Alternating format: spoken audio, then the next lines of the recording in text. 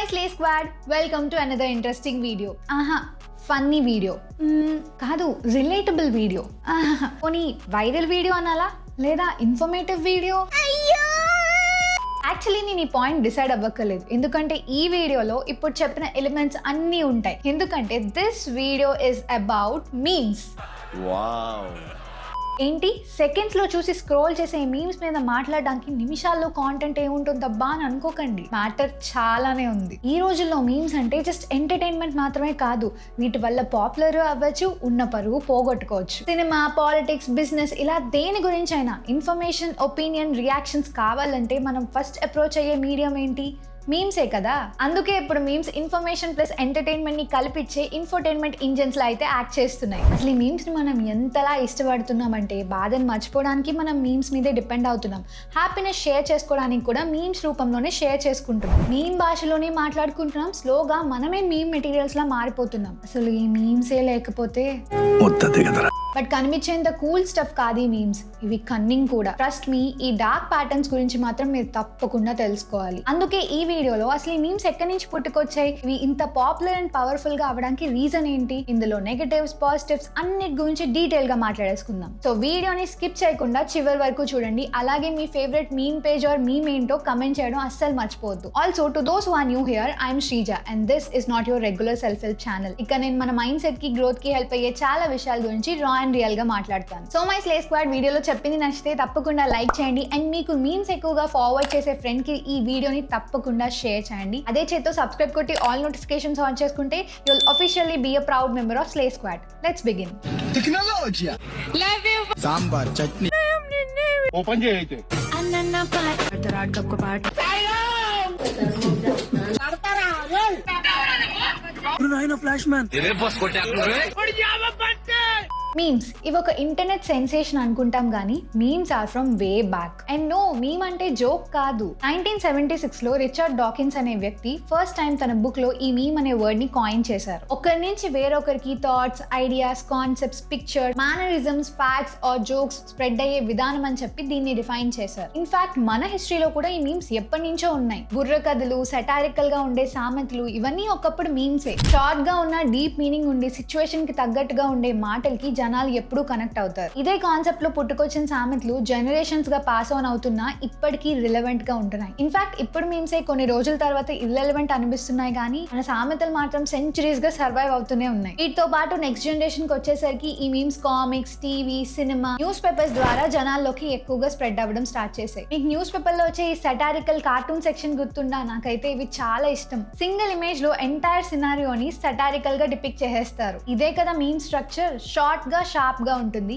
At impactful గా కూడా ఉంటుంది. సో ఇలా మన డైలీ లైఫ్ లో ఈ మీమ్స్ ఎప్పటి నుంచో ఉన్నాయి కానీ ర్యాపిడ్ గా గ్రో అయింది మాత్రం ఇంటర్నెట్ వచ్చిన తర్వాతే. ఇంటర్నెట్ వల్ల కాపీ చేయడం ఈజీ, షేర్ చేయడం ఈజీ, సో రీచ్ కూడా ఎక్కువ ఉంటుంది. ఆర్కుట్, ఫేస్బుక్, ఇప్పుడు ఇన్స్టాగ్రామ్ ప్లాట్ఫామ్స్ మారుతున్నా సరే మీమ్స్ మీద ఉన్న క్రేజ్ మాత్రం జనాల్లో అస్సలు తగ్గట్లేదు. ఈ క్రేజ్ వల్లే వేల మీద లెక్క పెట్టుకునేలా ఉండే మీమ్ పేజెస్ ఇప్పుడు వేలల్లో ఉంటున్నాయి. నాకైతే ఆర్వీసీజే, మనం తోప్లహే, సిఏపిడిటి ఈ మీమ్ పేజెస్ బాగా ఇష్టం ఉండేవి. ఇప్పుడైతే నేను అసలు గుర్తు కూడా పెట్టుకోలేను, అన్ని మీమ్స్ కనిపిస్తాయి రోజుకి. క్లియర్లీ ఫార్మాట్ మారింది, స్పీడ్ పెరిగింది అండ్ ఇంపాక్ట్ కూడా మల్టిప్లై అయ్యింది. How memes impact us? ఈ మీమ్స్ మనల్ని పాజిటివ్ గాను ఇంపాక్ట్ చేస్తాయి, నెగటివ్ గాను ఇన్ఫ్లుయెన్స్ చేస్తాయి. But let's talk about the negatives first. Societal impact. Starting లో ఈ మీమర్స్ ని తలుచుకుంటేనే నాకు చాలా బాధేసేది. అసలు మనల్ని ఎంటర్టైన్ చేయడానికి ఎన్ని మీమ్స్ చేస్తారు, ఎంత టైం స్పెండ్ చేస్తారు. రిటర్న్ లో వీళ్ళకి అసలు ఏమొస్తుంది? మహా అయితే 100 కమెంట్లు, 1000 లైకులు తప్ప అనుకునేదాన్ని. But times have changed now. Target చేసి నెగటివ్ పిఆర్ చేయాలా, దానికి ఒక రేట్. పొగుడుతూ మీమ్స్ వేయాలా,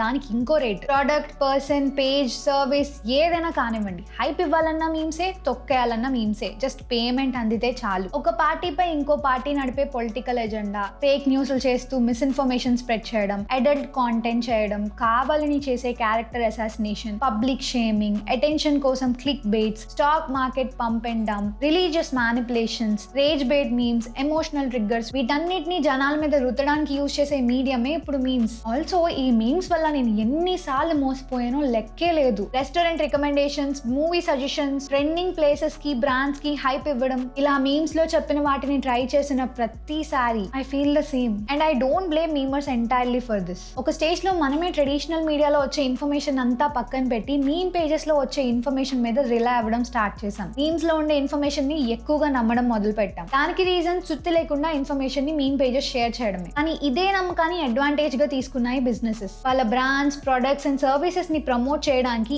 ఈ మీమ్ పేజెస్ ని ఎక్స్ప్లాయిట్ చేయడం స్టార్ట్ చేశాయి. వైస్ వర్సాలో మీమ్ పేజెస్ కూడా ఎన్నో ఇయర్స్ గా వాళ్ళు పడుతున్న కష్టానికి డబ్బులు వస్తాయంటే ఇప్పుడు వద్దనుకుంటారా? లేదు కదా. And just like that our meme culture slowly became a business. Psychological impact. ఏదో క్యాజువల్ గా చూసే మీమ్స్ వల్ల సైకలాజికల్ గా ఇంపాక్ట్ ఉంటుందా? కామెడీయా? కాదు, ఐఎమ్ సీరియస్.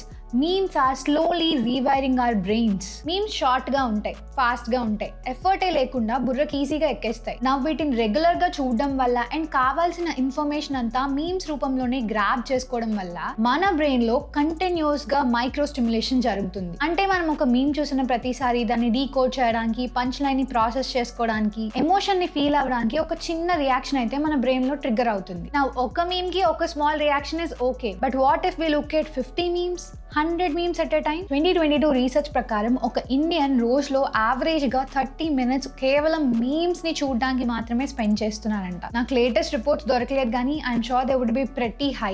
ఈ level of short form content కి మనం అలవాటు పడిపోవడం వల్ల మన అటెన్షన్ స్పాన్ ముక్కలైపోతుందని స్టడీస్ చెప్తున్నాయి. దీనివల్ల మనం యాక్చువల్ గా చేసే పని మీద ఫోకస్ తగ్గిపోతుంది, ఇంట్రెస్ట్ ఉండట్లేదు, ఓపిక తగ్గిపోతుంది. బికాస్ మన బ్రెయిన్స్ ఆల్రెడీ ఈ ఫాస్ట్ స్విచ్చింగ్ మోడ్ కి అలవాటు పడిపోయాయి. అట్ ద సేమ్ టైం ఇక్కడ కూడా రీల్స్ లో లాగానే మీమ్స్ లో కూడా ఈజీగా డోపమైన్ హిట్ దొరికేస్తుంది. స్క్రోల్ చేస్తాం, మీమ్ చూస్తాం, నవ్వుకుంటాం, స్క్రోల్ చేస్తాం, ఎవరికో ఏదో జరిగిన అన్యాయం గురించి చదివి మనకు కూడా ఫుల్ కోపం వచ్చేస్తూ ఉంటుంది. మళ్ళీ స్క్రోల్ చేస్తాం, అరే ఇది సేమ్ మనకి రిలేటెడ్ గానే ఉంది అనుకుని మళ్ళీ స్క్రోల్ చేస్తాం. ఇలా ఎండ్లెస్ లూప్ లో స్టక్ అయి ఉండిపోతాం. అంతేకాదు ఈ మీమ్స్ వల్ల జనాలు ఎమోషనల్లెస్ గా మారిపోతున్నారు. జనరల్ గా మన కళ్ళ ముందు ఏదైనా బ్యాడ్ ఆర్ సాడ్ సిచ్యువేషన్స్ జరిగినప్పుడు మనం కొంచెమైనా దానికి బాధగా రియాక్ట్ అవ్వడమో లేదా కోప్పడ్డమో ఇలా ఏదో ఒక ఎమోషన్ ని ఎగ్జిబిట్ చేస్తాం. లేదు మన చుట్టూ అంతా యాజ్ యూజువల్ గా ఉంది అంటే we try to be calm. కానీ ఈ మీమ్స్ ఇచ్చే కిక్ వల్ల మన చుట్టూ ఉన్న సినారియోస్ అండ్ సిచ్యువేషన్స్ నార్మల్ గా ఉన్నా కూడా అవి మనకి బోర్ కొట్టేస్తున్నాయి. ఇంటెన్స్ సిచ్యువేషన్స్ లో కూడా మన ఎమోషన్స్ అవ్వాల్సినంత ఎగ్జిబిట్ అవ్వట్లేదు. దానికి కారణం దీనికి మించిన స్టఫ్ ని మనం మీమ్స్ లో ఆల్రెడీ ఎక్స్పీరియన్స్ చేసేసాం కాబట్టి. మాకరీ కల్చర్. ఈ మీమ్స్ మనం కన్జ్యూమ్ చేస్తున్న కాంటెంట్ ని మాత్రమే చేంజ్ చేయట్లేదు, మనం మాట్లాడే విధానాలని, మన కాన్వర్జేషన్స్ ని కూడా మార్చేస్తున్నాయి. మీరు అబ్జర్వ్ చేస్తే మనం వాడే పదాల్లో